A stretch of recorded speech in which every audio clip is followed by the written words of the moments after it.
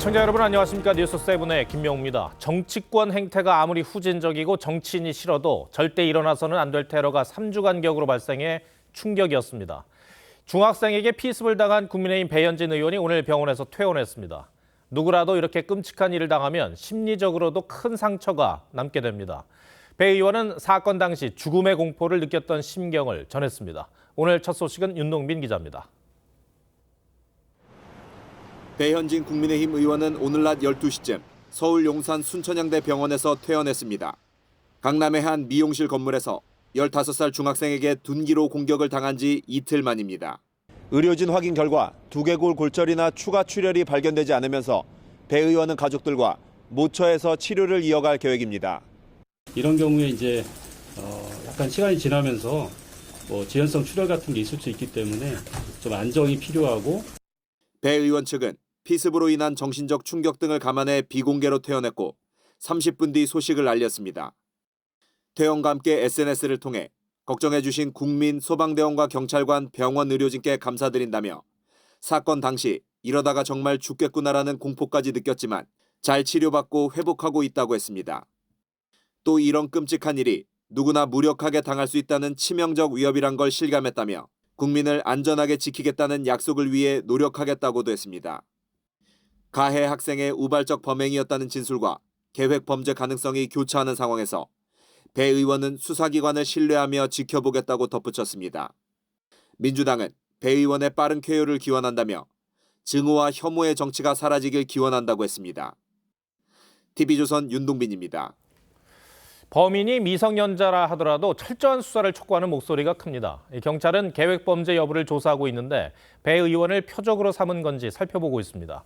이 중학생이 범행 현장에서 100분 동안 무엇을 했는지 행적을 쫓는 게 우선 중요해 보입니다. 정은하 기자가 보도합니다. 배현진 의원을 급습한 피의자 A군이 택시를 타고 범행 현장에 도착한 건 오후 3시 37분입니다. 그리고 1시간 40분 뒤 건물에 들어서는 배 의원을 향해 배현진 의원이 맞냐고 물은 뒤 10여 차례에 걸쳐 둔기를 휘둘렀습니다. 경찰은 인근 CCTV 등을 토대로 A군이 현장에 도착한 뒤 범행을 저지르기까지 100분간의 행적을 추적하고 있습니다. 경찰은 A군이 주변을 배회하다 범행 30분 전쯤부터는 범행 현장인 건물 내부에 머물렀던 것으로 보고 있습니다. A군은 이곳 건물 1층에서 휴대전화를 꺼내 여성의 사진을 보기도 했는데요. 경찰은 휴대전화를 압수해 정밀 분석을 하고 있습니다. 휴대전화 검색 기록 등을 토대로 배 의원을 표적으로 삼았는지 확인하는 겁니다. A군은 경찰에서 연예인을 만나기 위해 갔던 것이라며 배 의원을 습격한 건 우발적이었다고 주장했습니다. 경찰은 A군의 응급 입원이 끝나는 대로 정확한 범행 동기와 경위를 조사할 계획입니다. TV조선 정은하입니다. 이 중학생의 과거 행적도 속속 드러나고 있습니다. 경복궁 낙서 모방범의 구속영장 심사 현장에서 지갑을 던지는가 하면 정치 집회에도 참석한 것으로 파악됐습니다. 또래 학생을 스토킹했다는 증언도 나왔습니다. 임서인 기자가 취재했습니다. 경복궁 담벼락에 낙서 테러를 하고 달아난 남성이 구속영장 심사를 받고 나오자 누군가 지갑을 던집니다. 지갑을 던진 사람은 다름 아닌 배현진 의원 습격범 A군이었습니다.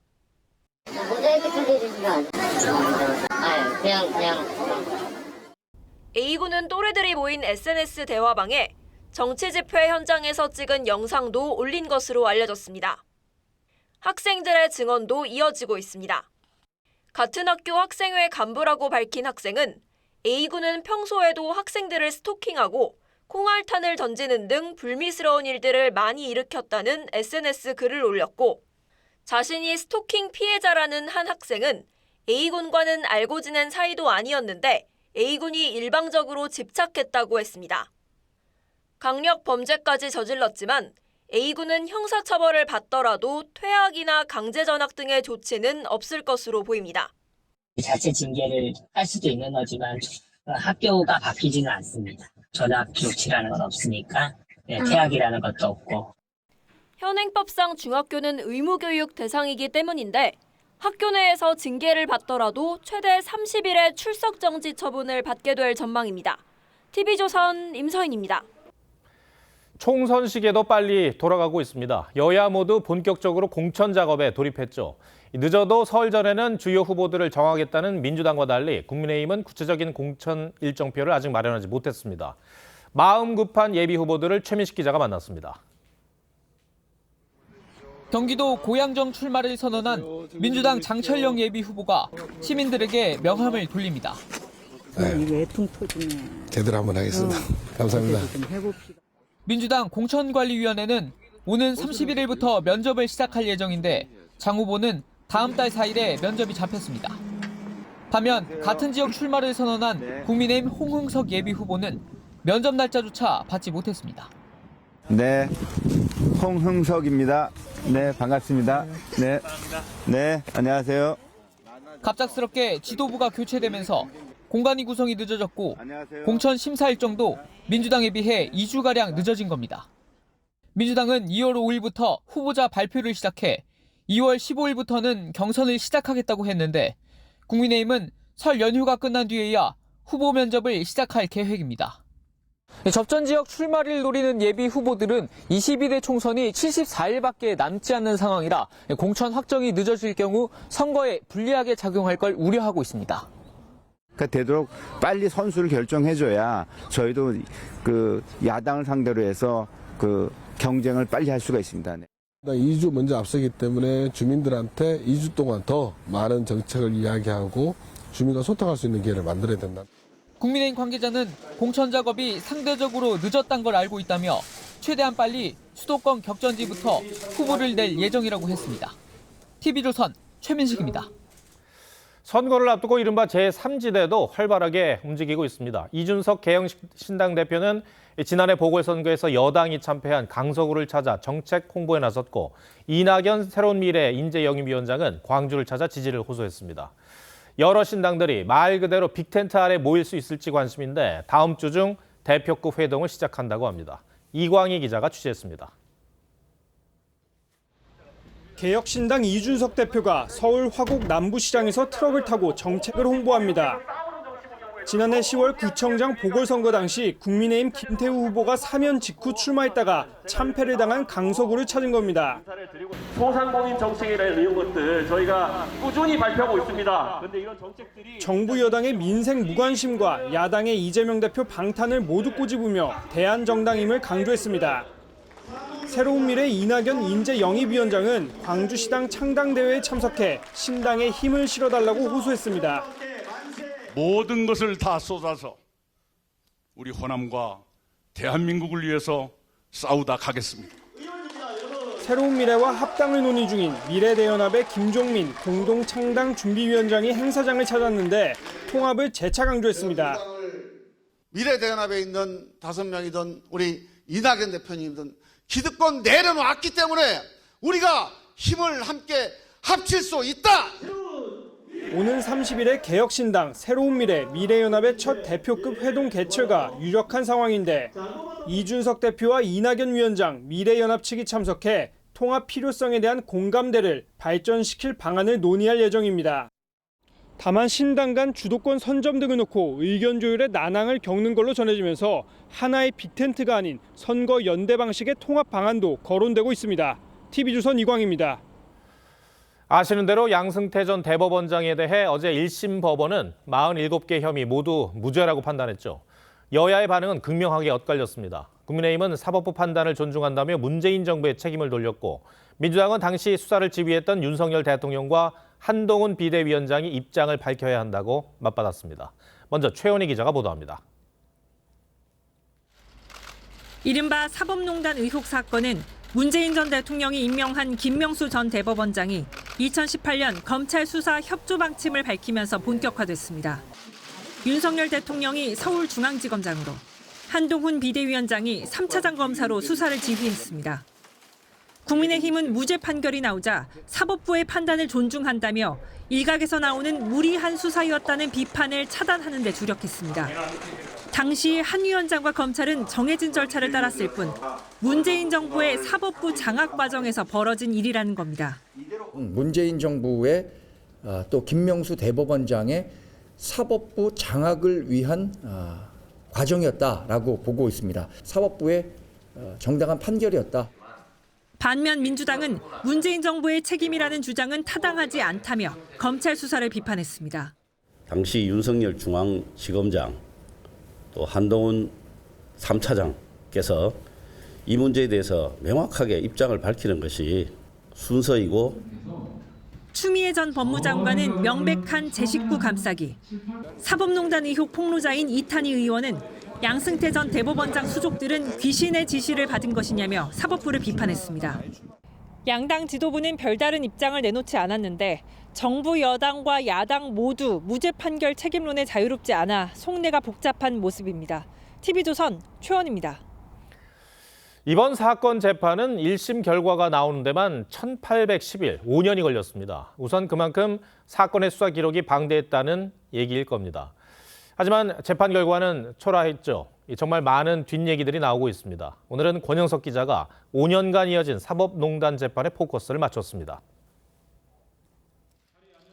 양승태 대법원이 수건사업인 상고법원 도입을 위해 박근혜 정부 입맛에 맞는 결과가 나오도록 재판에 개입했다는 일명 사법농단 의혹. 2018년 6월 15일 당시 김명수 대법원장은 적법한 절차에 따라 모든 자료를 제공하고 수사에 협조하겠다고 밝혔습니다. 김 전 대법원장 발언 이후 사흘 만에 검찰은 사건을 특수부에 배당하고 한 달 뒤부터 관련자들에 대한 압수수색을 벌였습니다. 한동훈 당시 서울중앙지검 3차장을 필두로 특수부 검사 30여 명이 투입됐고 대법원 압수수색과 대법원장 구속 등 헌정사상 초유의 일들이 잇따랐습니다. 양승태 전 대법원장을 일제강제징용 손해배상 사건 재판 개입, 법관 비위 은폐 등 사건과 관련하여 구속 기소하고 검찰은 수사 시작 8개월 만에 양 전 대법원장 등 전현직 법관 14명을 재판에 넘겼습니다. 양승태 전 대법원장의 혐의는 47개, 검찰이 법원에 제출한 수사 기록만 17만 쪽이 넘고 211명의 증인이 법정에 섰습니다. 1심 선고가 나오기까지는 1810일이 걸렸습니다. 재판부의 선고 시간만 4시간 27분이었을 정도로 혐의가 많았지만 법원은 모든 혐의에 대해 무죄를 선고했습니다. 이런 당연한 기결을 명쾌하게 판단 내려주신 재판부에게 경의를 표합니다. 요란했던 수사에 비해 결과는 초라했습니다. 양 전 대법원장을 비롯해 재판에 넘겨진 14명의 전현직 법관 가운데 유죄를 받은 사람은 단 2명뿐입니다. 법원 내부의 반응은 엇갈립니다. 검찰이 온갖 혐의를 끌어모아 무리한 기소를 했다는 반응과 함께 양 전 대법원장의 47개 혐의 모두 무죄로 판단한 건 놀랍다는 의견도 나왔습니다. 검찰은 양 전 대법원장 등에 대한 항소 여부를 검토하겠다고 밝혔습니다. 하지만 문재인 정부 사법부 적폐청산에 상징과도 같았던 수사가 용두사미로 끝나는 건 아닐지. 뉴스7 포커스입니다. 네, 오토바이를 타고 퇴근하던 30대 여성이 버스에 치여 숨졌습니다. 차로를 바꾸려는 버스를 피하려다가 넘어져 변을 당한 것으로 보이는데 사고 당시 오토바이 운전자는 헬멧을 쓰지 않았던 것으로 조사됐습니다. 한지은 기자입니다. 2차선을 달리던 시내버스가 1차선 진입을 시도합니다. 오토바이 한 대가 버스 옆을 지나는가 싶더니 잠시 뒤 행인이 걸음을 멈추고 차도를 바라봅니다. 어제 저녁 6시 45분쯤 30대 오토바이 운전자 A씨가 버스에 치여 숨졌습니다. 소방차가 막 깔렸더라고요. 경찰차하고 다 와서. 1차선을 달리던 A씨가 차선을 변경하는 버스를 피하려다 넘어진 뒤 뒷바퀴에 깔린 겁니다. 사고 당시 버스는 갓길에 정차돼 있던 트럭을 피하기 위해 차선 변경을 시도한 것으로 파악됐습니다. A씨가 넘어지면서 부딪힌 중앙분리대는 사고 충격에 이렇게 부서졌습니다. 회사원인 A씨는 서울 송파에서 봉천역까지 지하철로 이동한 뒤 오토바이를 타고 집으로 가다 변을 당했습니다. A씨는 사고 당시 헬멧을 착용하지 않은 것으로 조사됐습니다. 이륜차 교통사고에서 헬멧을 착용하지 않았을 때 사망률은 6.4%로 착용했을 때보다 3배나 높았습니다. 경찰은 사고를 낸 버스기사를 상대로 과실 여부를 조사할 계획입니다. TV조선 한지은입니다. 오늘부터 50인 미만 소규모 사업장에도 중대재해처벌법이 적용됩니다. 동네 빵집이나 치킨집도 근로자가 5명이 넘으면 규제 대상이 되는데요. 첫날 분위기는 어떤지 신경희 기자가 돌아봤습니다. 서울 종로구의 차돌박이 전문점. 손님이 나간 자리에서 종업원이 불판을 닫고 메뉴판을 정리합니다. 홀서빙부터 음식 조리까지 직원 9명이 일하는 곳으로 오늘부터 중대재해법 적용 대상입니다. 골목 상권까지 적용시킨다고 하면은 저희 자영업자 입장에서는 좀 곤란합니다. 또 어떻게 처벌받아야 하는지도 잘 모르고. 상시 근로자가 5명을 넘으면 동네 빵집이나 치킨집도 중대재해가 발생했을 때 사업주가 1년 이상 징역 또는 최대 10억 원의 벌금형을 받을 수 있습니다. 고물가 속 이중고라는 호소가 나옵니다. 망해서 정리된 가게도 엄청 많은데 종업원이 만약에서 다치거나 하면은 일부의 책임은 지겠지만은 전체적으로 책임진다는 건 굉장히 힘들어지는 거죠. 이번 주 국회에서 중대재해법 유예가 불발되면서 추가 규제 대상이 된 50인 미만 사업장은 전국 83만여 곳, 종사자는 800만 명에 달합니다. 산업계는 준비가 덜 됐다는 입장이지만 노동계는 최소한의 안전장치라고 강조하고 있습니다. 52 미만 기업 수 전수를 대상으로 안전보건관리체계를 자체 진단토록 할 계획입니다. 중대재해법 수사 대상이 2.4배가량 늘어나는 만큼 수사 인력 확보도 시급한 상황입니다. TV조선 신경입니다. 월 6만 원대의 서울 시내 대중교통을 무제한으로 탈 수 있는 기후동행 카드 서비스가 오늘부터 시작됐습니다. 교통비를 아낄 수 있어서 많은 분들이 반겼습니다. 하지만 이 서비스가 적용되지 않는 노선도 있어 혼선도 발생했습니다. 미리 확인하고 이용하는 게 좋을 텐데요. 강석 기자가 설명하겠습니다. 마을버스에 승객들이 오릅니다. 카드를 찍자 요금이 아닌 사용 기간이 표시됩니다. 서울 대중교통을 무제한 이용할 수 있는 기후 동행 카드입니다. 보통은 2번 타는데 이제는 무제한이 됐기 때문에 이제 서울 근교 내에서는 자주 많이 탈 것 같습니다. 한 달 최대 6만 5천 원에 버스와 지하철, 따릉이까지 탈 수 있습니다. 금액적인 부분에 대해서 좀 스트레스가 있는데 동행 카드 있으면은 많이 절약도 되고 생활비 부담도 많이 완화될 것 같습니다. 다만 아직 모든 대중교통을 이용할 수 있는 건 아니어서 일부 혼란도 있었습니다. 기후동행 카드는 신분당선과 서울에서 다른 지역으로 연결되는 광역버스는 사용할 수 없습니다. 신노년에서 약속이 있어가지고 지금 신분당선에서 지금 중간에 사용하려고 하니까 안 돼요. 너무 황당했어요. 내리는 지하철역이 서울 이외 지역일 때도 별도 요금을 내야 합니다. 안드로이드 폰은 모바일 카드 사용이 가능한데 아직 익숙치 않은 경우도 있습니다. 애들이 다 해줬는데 아침에 안 돼가 당황스러워가지고 그래서 집에 갈 때는 이제 할 수 있으려나 했더니 기후동행 카드는 어제까지 15만 장 팔렸고 시행 첫날인 오늘 5만 8천여 명이 이용했습니다. TV조선 강석입니다. 네, 윤석열 대통령이 수도권 교통대책을 내놨습니다. 개통 예정인 GTX 노선을 연장하고 또 3개의 노선을 더 신설한다고 밝혔는데요. 정부 계획대로 진행될 수 있을지 또 효과는 어떨지 경제부 윤태훈 기자와 따져보겠습니다. 자, 윤 기자, 이번 교통대책의 핵심은 경기도와 서울의 생활권 시간을 확 줄여주겠다는 거겠죠. 이 GTX가 개통이 되면 얼마나 빨라집니까? 그래픽을 보면서 설명을 드리겠습니다. 예. 자, GTX A 노선 올해 3월에 개통이 예정돼 있습니다. 기존 79분에서 19분으로 무려 1시간이나 줄어듭니다. 그리고 파주 운정 서울역 구간 역시 올 연말에 개통이 되는데요. 이동 시간이 50분가량 줄어들게 됩니다. 자, 출퇴근 교통 시간이 이처럼 획기적으로 개선될 수 있는 겁니다. 그런데 이건 기존에 개통되기로 했던 계획 아니고 또 이번에 더 연장하고 또 신설한다는 거 아니겠습니까? 그렇습니다. 이른바 2기 GTX 내용이 발표가 함께 됐는데요. 파주에서 동탄까지 놓일 예정이던 GTX A 노선은 평택까지 연장을 합니다.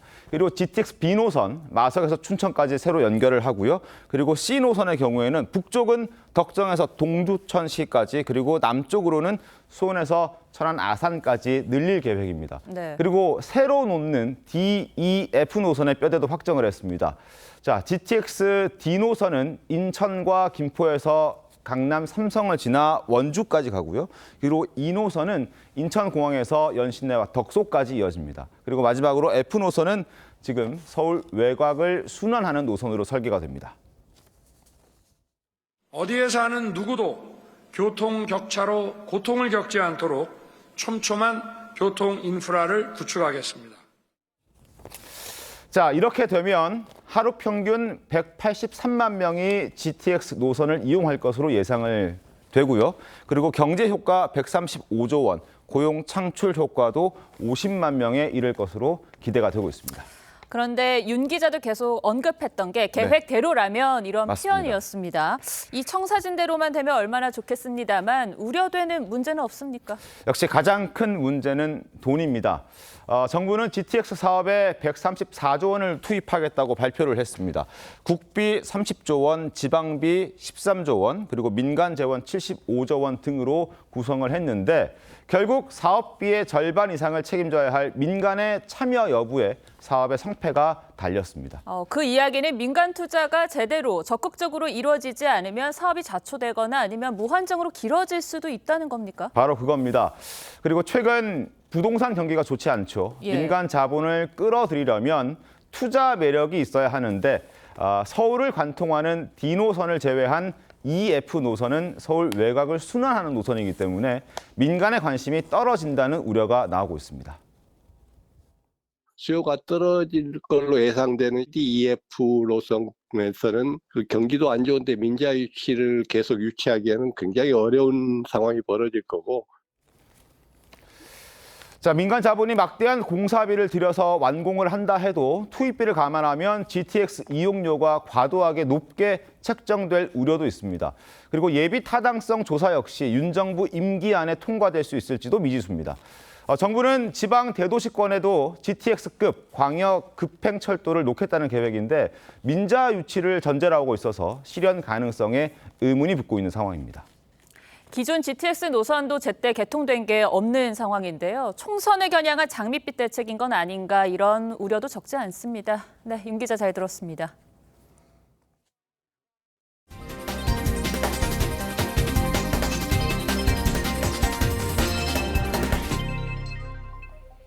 챗 GPT의 아버지로 불리는 샘 올트먼 오픈 AI 대표가 한국을 깜짝 방문하면서 우리 반도체 업계가 술렁였죠. 이 올트먼 대표의 이번 방문을 계기로 오픈 AI가 본격적인 자체 AI 반도체 개발에 나선 것이라는 해석이 나오는데 AI 반도체 시장을 석권하고 있는 엔비디아로부터 벗어나겠다는 겁니다. 실제로 오픈 AI와 국내 반도체 기업의 협업이 현실화되면 어떤 변화가 예상되는지 김지아 기자가 설명해드리겠습니다. 올트먼 대표의 방한 소식에 대만 반도체 업계는 비상이 걸렸습니다. 소식이 전해지자마자 AI 칩 시장 선두주자인 엔비디아와 세계 최대 반도체 파운드리 TSMC의 수장이 긴급 회동에 나서며 대책 논의에 들어갔습니다. 지난해 말 최신 모델 GPT-4 터보를 공개한 오픈 AI. Today, we are launching a new model, GPT-4 Turbo. 챗GPT 서비스 확장을 위해선 AI 반도체의 안정적 조달이 관건입니다. 하지만 엔비디아는 최근 반도체 수요 폭증으로 수급이 불안정해진 데다 대만 TSMC의 위탁 생산에 의존하고 있어 잠재적인 중국 리스크에 노출되어 있습니다. 오픈 AI 입장에서 독자적인 AI 반도체 개발이 중요해진 이유입니다. 오픈 AI가 국내 반도체 업계를 주목하는 건 당연합니다. AI 서비스에 필수적인 고대 역폭 메모리, HBM의 시장 점유율은 삼성전자와 SK하이닉스가 90% 이상을 장악하고 있고 칩 양산을 주문받아 생산하는 업체 중에서도 삼성전자가 TSMC, 인텔과 함께 빅3에 꼽힙니다.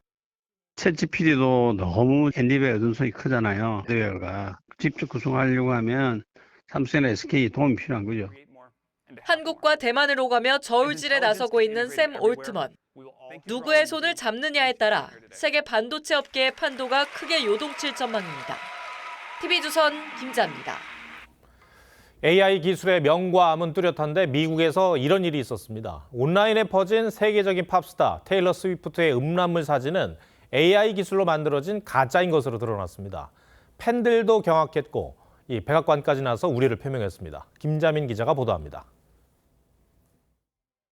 현지 시간 25일 유명인의 음란 사진 수십 장이 소셜미디어를 통해 빠르게 퍼졌습니다. 미국의 팝스타 스위프트의 얼굴에 외설적인 자세가 합성된 겁니다. 모두 인공지능 AI가 만들어낸 딥페이크 사진으로 한 게시물은 계정이 삭제되기 전까지 4,700만 회나 조회됐습니다. 스위프트의 팬들은 소셜미디어 X가 사진 확산을 한동안 방치했다며 분노했습니다. It's gross. I don't understand how, as a platform, you're like, yeah, this is okay. This is fine, you know? If we made Elon Musk AI-generated nudes, this would have been down in seconds. 논란이 커지자 X는 사진들을 모두 삭제했다고 수습했지만 백악관까지 이 상황을 심각하게 보고 있습니다. We know that lax enforcement disproportionately impacts women, and they also impact girls, sadly. 현재 미국 9개 주에선 당사자 동의 없이 딥페이크 이미지를 만들고 공유하는 것이 금지돼 있습니다. 그러나 연방정부 차원의 규제는 없습니다. 최근에는 민주당의 뉴햄프셔 대선 경선을 하루 앞두고 바이든 대통령의 딥페이크 목소리가 선거운동 전화에 쓰여 논란이 됐습니다. TV조선 김자민입니다. 이번 주 찾아온 한파에 움츠러드느라 빨리 날이 풀리길 바라는 분들도 많았을 텐데 이 추위를 반긴 곳도 있습니다. 야외 빙벽장과 빙상장들인데요. 이승훈 기자가 얼음을 즐기는 모습들을 담아왔습니다. 높이 100m, 폭 200m의 절벽이 거대한 빙벽으로 변했습니다. 올려다 보기에도 아찔한 빙벽 위에 많은 사람들이 매달려 있습니다. 손에 쥔 갈고리 모양의 등반 장비로 얼음을 찍으며 한 발 한 발 조심스럽게 올라갑니다. 손으로 찍었을 때고 미세한 떨림이 있는데 그 떨림이 심장까지 와요. 그 스릴이죠, 스릴. 최근 이어진 한파 덕분에 국내 최대 규모인 원주 빙벽장이 오늘 처음 문을 열었습니다. 그래서 올해는 좀 많이 날씨가 따뜻해서 얼음을 즐기기에 좀 여러 가지 어려움이 많았는데 다행히도 지난주 좀 강추위가 며칠 동안 지속되면서 야외 공연장을 활용해 만든 빙상장은 아이들의 겨울 놀이터가 됐습니다. 야외 아이스 링크장에는 이렇게 겨울의 낭만을 즐기려는 사람들로 북적였습니다. 고래와 펭귄 모양의 얼음 썰매를 이리저리 끌고 다니며 즐거운 시간을 보냅니다. 그래도 야외에서 이렇게 하는 거는 날씨가 따라져야지 저희가 즐길 수 있는 거기 때문에 애들도 오랫동안 추억할 수 있을 것 같아요. 기상청은 내일도 오늘처럼 아침엔 춥지만 한낮에는 기온이 영상으로 오르며 야외 활동하기 좋은 날씨가 될 걸로 예보했습니다. TV조선 이승훈입니다. 설 명절이 2주 앞으로 다가왔습니다. 그런데 언젠가부터 명절에 고향을 가기보다 여행 간다는 사람들이 많아졌는데요. 이런 분위기가 소비로도 나타나는 것 같습니다. 요즘은 명절 직전에 프라이팬보다 여행용 가방이 더 잘 팔린다고 합니다. 지선우 기자입니다. 서울 남대문 시장의 한 주방용품 판매점. 그릇과 프라이팬, 냄비 세트 같은 주방용품들이 빼곡합니다. 예전엔 명절 음식 준비를 위해 설 연휴 전에 주방용품을 사러 오는 손님이 많았지만 지금은 옛말이 됐습니다. 튀김팬 이런 종류 그리고 이제 냉면기 떡국 그릇 설 전에는 그런 게 보편적으로 많이 나가는데요. 요즘은 아무래도 제사 문화가 조금씩 감소하니까. 설을 앞두고 판매되는 주방용품 세트는 지난 2019년보다 약 34% 줄어든 것으로 집계됐습니다. 명절이 다가오면서 전통시장 전집은 주문이 쏟아집니다. 명절 음식을 만들어 먹기보다 사 먹는 사람이 늘었기 때문입니다. 한 10일 보름 전부터 받기 시작해갖고 일주일 전부터는 이제 많이 전화를 못 받죠. 긴 연휴에 여행 가는 사람도 늘면서 여행용 가방도 대목을 만났습니다. 한 홈쇼핑 업체의 경우 명절을 앞두고 여행 가방 매출이 전년 대비 40%나 증가했습니다. 명절 연휴를 활용한 해외여행 등 나들이를 가는 사람들이 많아졌는데 그러다 보니 여행이나 외출에 필요한 상품을 구매하는 수요가 더 많아진 것으로 보고 있습니다. 달라진 명절 풍경에 사람들의 소비 패턴도 변화하고 있습니다. TV조선 지선호입니다. 마약 김밥, 마약 떡볶이. 많이 보고 또 들어보셨을 겁니다. 중독될 만큼 맛있다고 홍보하는 문구인데 정부가 이러한 표현이 마약에 대한 긍정적인 인식을 심어줄 수 있다며 올 하반기부터 단속하겠다고 했습니다. 상인들은 난감해합니다. 주재훈 기자가 현장을 돌아봤습니다. 외국인 관광 명소로 자리 잡은 서울 광장시장. 마약 떡볶이, 마약 김밥 같은 간판을 내건 점포가 곳곳에 눈에 띕니다. Maybe it's a little strange and dangerous because it's called drug bimbap.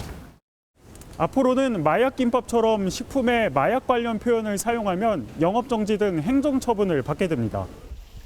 정부가 마약에 대한 경각심을 높이기 위해 법을 개정했기 때문입니다. 간판과 메뉴판을 바꿔야 하는 상인들 사이에서는 불만의 목소리도 나옵니다.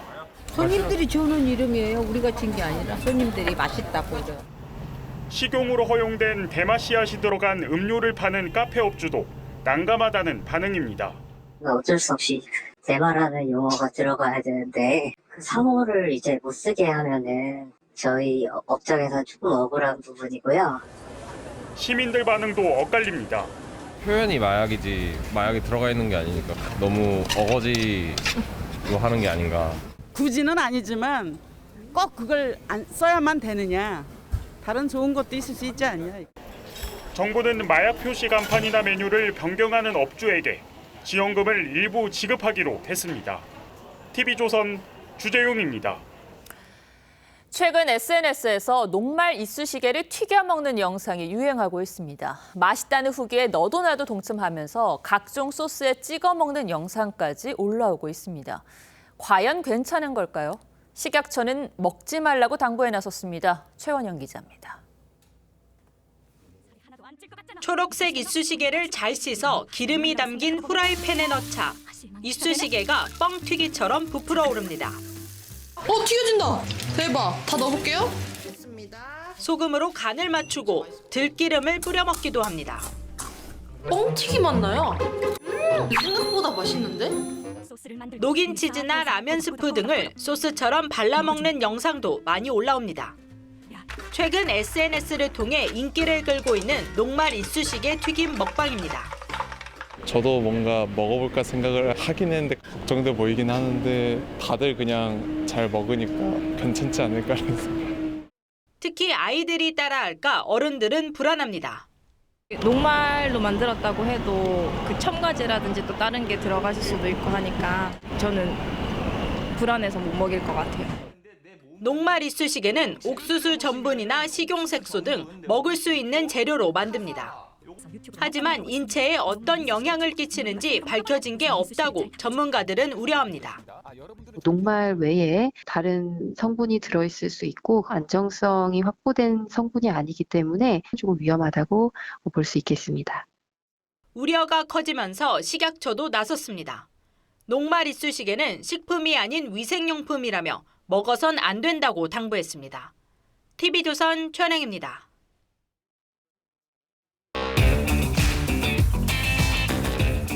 뉴스야 시작합니다. 정치부 한성원 기자 나와 있습니다. 첫 번째 물음표 볼까요? 예, 첫 번째 물음표는 한동훈의 실수입니다. 한동훈 위원장이 어떤 실수를 했습니까? 예, 최근 김경률 비대위원과 한동훈 비대위원장 이 두 사람을 잘 아는 한 인사가 저희 취재진에 한 말입니다.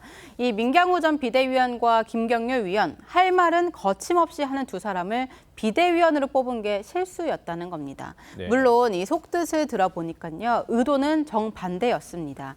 이 비대위원들이 맹목적으로 한 비대위원장의 말을 따르는 관계가 아니어서 이 오히려 비대위가 다양한 목소리를 내고 있다는 거였습니다. 지난 주말에 정말 그 초유의 당정 갈등을 촉발했던 계기가 김경률 비대위원의 김건희 여사 이제 사과 그 발언이었는데 한동훈 위원장 의중도 크게 다르지 않다고 이렇게 봐야 합니까? 어떻습니까? 그런 해석이 정치권 일각에서 나왔었죠. 그러니까 김 의원이 그렇게 적극적으로 김 여사 사과론을 내세울 필요가 없는데 그럴 만한 이유가 있을 거란 얘기였습니다. 네. 하지만 김 의원과 오늘 통화를 해봤더니 전혀 아니라고 선을 그었습니다. 한동훈 위원장도 시킬 사람도 아니고 저도 시킨다고 따라할 사람도 아니고 그건 분명히 사실 아니에요. 네, 요즘은 김 의원은 친한계로 분류가 되고 있는데 어젯밤 SNS에 글을 올려서 특별한 인연이 아니다 이렇게 다시 한번 강조를 한 겁니다. 한 언론이 두 사람을 남자들끼리 통하는 사이라고 보도한 이후에 일각에서 비판이 제기됐기 때문인데요. 이 김 의원은 통화 내용이 과장됐다고 했습니다.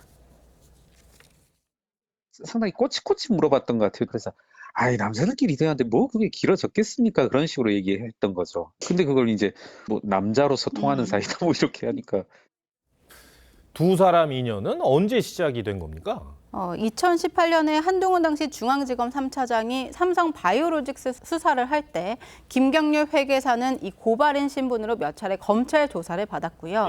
2019년에 한동훈 당시 대검 반부패 부장이 조국 전 장관 수사를 할 때는요. 김 의원은 문재인 정부 내로남불을 지적하면서 참여연대를 탈퇴해서 조국 흑서를 집필합니다. 이때까지는 개인적 인연은 없었다고 하고요. 그런데 직접 소통을 시작한 거는 2020년쯤에 한동훈 당시 검사장이 조국 수사 이후 좌천돼 있을 때라고 합니다. 그 이후 김 의원은 한 위원장이 민주당의 공격을 당할 때마다 지원 사격을 해왔습니다. 그리고 또 저희가 별도로 취재한 내용에 따르면요. 이 한 위원장이 김 의원을 이번 정부 초반에 경제 관련 기관장으로 추천하는 일도 있었다고 합니다.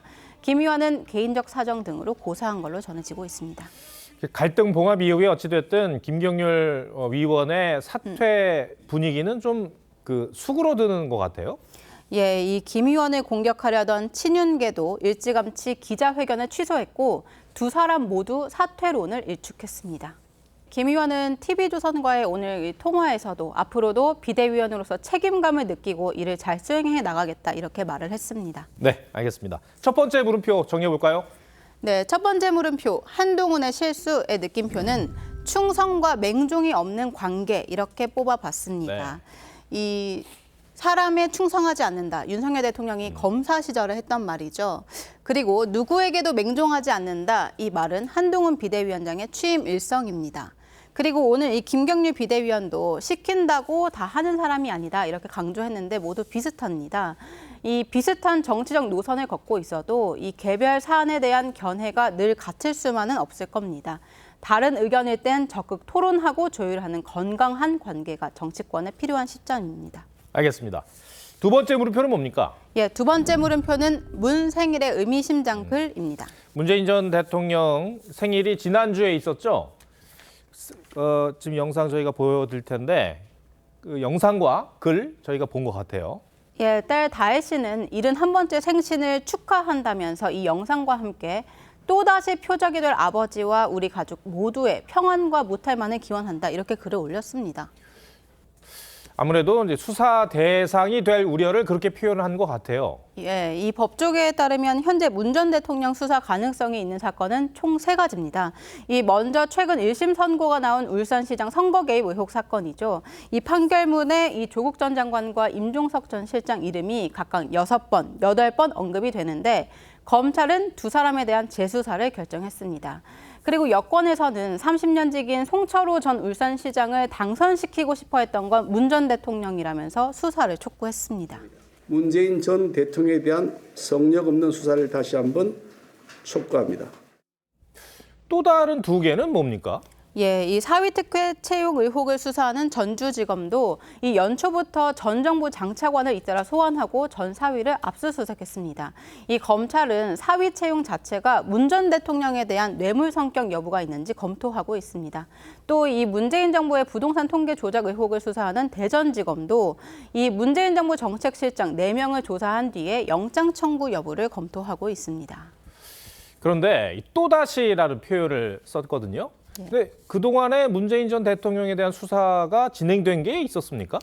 현재까지 윤석열 정부에서 검찰이 문재인 전 대통령을 조사한 적은 없습니다. 이 감사원이 서해 피격 공무원 사건으로 서면 조사 통보를 했지만 이 문재인 전 대통령이 대단히 무례한 짓이라며 거절했었습니다.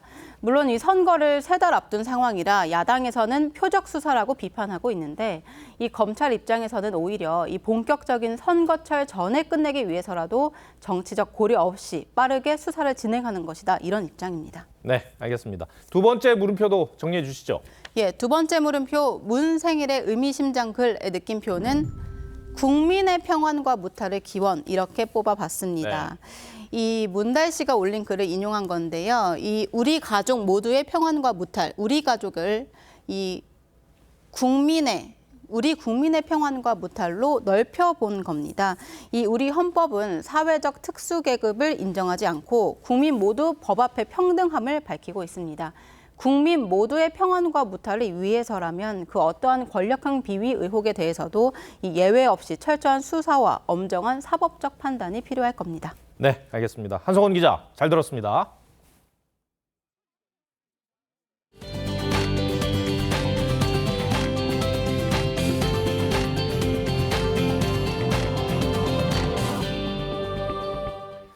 프로배구 선수들이 오늘 6천 명이 넘는 관중 앞에서 승패도 경쟁도 없이 마음껏 즐겼습니다. 선수들의 끼 넘치는 세리머니가 코트를 달궜습니다. 올스타전 풍경을 김광 기자가 보도합니다.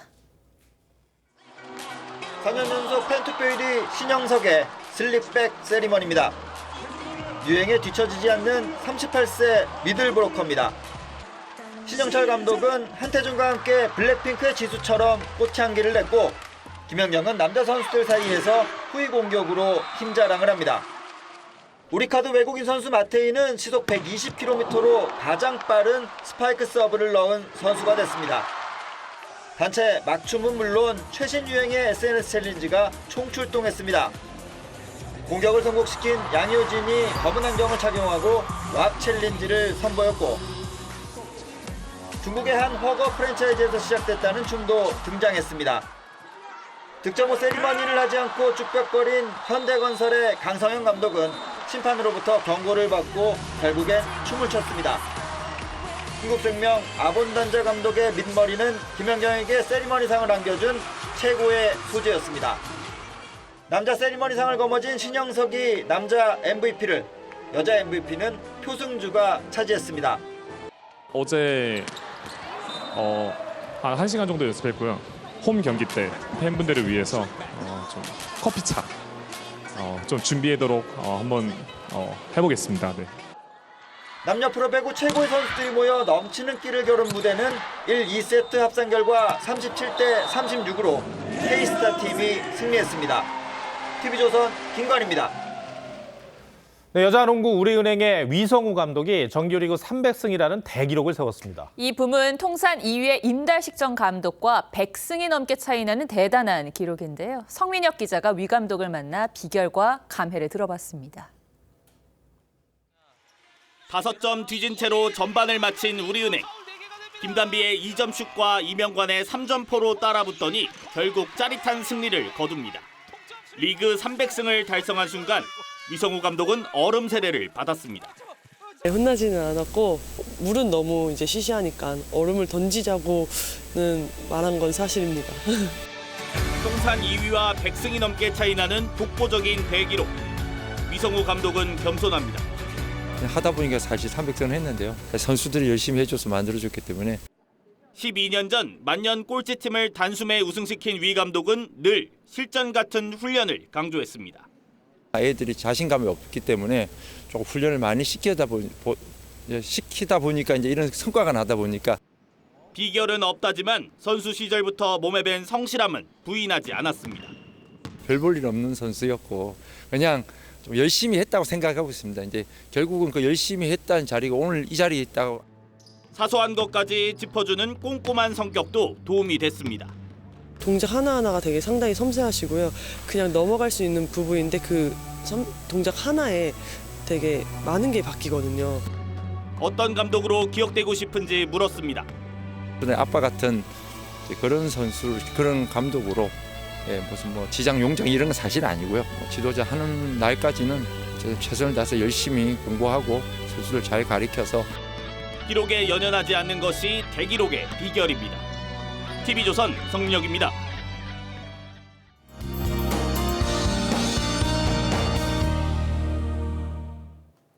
1월의 마지막 주말 맑은 날씨 속에 야외 활동 즐기는 시민분들 많았는데요. 내일도 큰 추위 없이 전국이 구름 많다가 맑아지겠습니다. 다만 내일 중부지방과 영남지방의 초미세먼지 농도 나쁨 단계가 예상됩니다. 외출 시 마스크를 꼭 착용하시기 바랍니다. 강원 동해안과 영남 동부로는 건조주의보가 내려진 가운데 대기가 매우 건조합니다. 또 오전까지 호남 서해안과 제주에 눈이나 비가 내리겠습니다. 여전히 강원 내륙과 경북 북동산지에 한파특보가 남아 있습니다. 내일 아침 서울이 영하 5도, 춘천 영하 7도, 안동 영하 5도로 시작하겠고요. 내일 낮 기온은 오늘과 비슷하거나 조금 낮겠습니다. 서울이 2도, 대전 4도, 대구 6도 예상됩니다. 다음 주 수요일에는 남부지방에 비 소식 들어 있습니다. 날씨였습니다. 1월 27일 토요일 뉴스7 마치겠습니다. 함께해 주셔서 고맙습니다.